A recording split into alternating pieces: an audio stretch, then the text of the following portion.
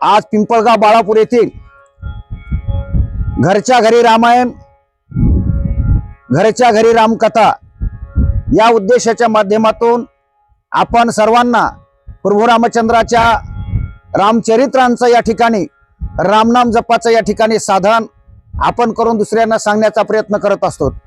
श्रीराम जय राम जय जय राम, श्रीराम जय राम जय जय राम।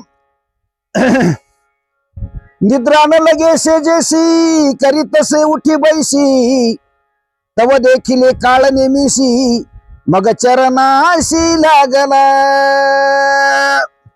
भावार्थ रामायणामध्ये 10 शिरे 20 भुजा असा लंकेच्या राजा रावणाचं एक आपल्या समोर या ठिकाणी प्रकरण आलेलं आहे।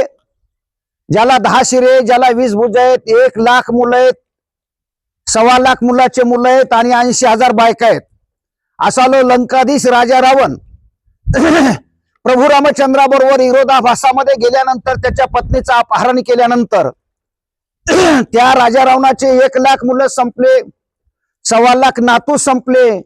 त्यावेळेला त्याला पश्चाताप निर्माण झाला आणि सुमनांच्या शेजेवर झोपलेला असताना त्याला झोप येत नव्हती। झोप न येण्याचे कारण जे माणसं आपल्या संसाराचा दुरुपयोग करून या ठिकाणी अतिरिक्त या ठिकाणी अति शहाणपणा करत असतात, अति गैरव्यवहार करत असतात, भ्रष्टाचार करत असतात, विनयभंग करत असतात, दुसऱ्यांचे अवैध शाखातून गळे घोटीत असतात आणि दुसऱ्यांच्या जमिनी हडप करून अशा पद्धतीने आपल्या सुखाकरता जे प्रयत्न करतात त्यांना शेवटला अंती दुःख आणि झोप त्यांची नायनाट होत असते। अशा एका रावणाचं उदाहरण आपल्याला घ्यायचं की त्याला झोप येत नव्हती, उठू लागला बसू लागला, उठू लागला बसू लागला। तितक्याच वेळामध्ये त्याचा पाहुणा एक आला आणि पाहुण्याला आपलं संबोधन करू लागला। जो पाहुणा अतिशय नीच दर्जाचा, पण त्याने हात जोडले, पाया पडले आणि विनंती करू लागला की हे मित्रा, किती दिवस झालं मी झोपण्याचा प्रयत्न करतो पण माझी झोपच हरवली। झोप हरवण्याचं मुख्य कारण आहे दुसऱ्यांचं राज्य, दुसऱ्यांच्या दारा आणि दुसऱ्याची संपत्ती जे लुटतात त्या माणसाला कधी झोप येत नाही। उदाहरण सांगतो, नांदेडला गेलो असताना एका श्रीमंत माणसाला झोप येत नव्हती। त्या श्रीमंत माणसं डॉक्टरकडे गेला, डॉक्टरला म्हणला डॉक्टर झोपीच्या गोळ्या द्या, पण माझी झोप नाही नट करा। झोप त्याची काही केली तरी त्याला झोप येत नव्हती।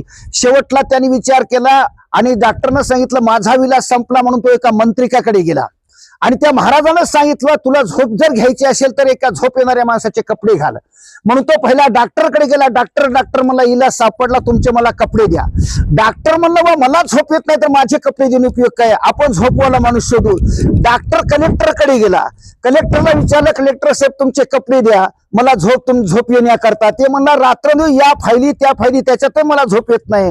कलेक्टर आणि डॉक्टर उठले, इंजिनियरकडे गेले, इंजिनियरला म्हणले साहेब तुमचे कपडे द्या मला झोप येण्याकरता।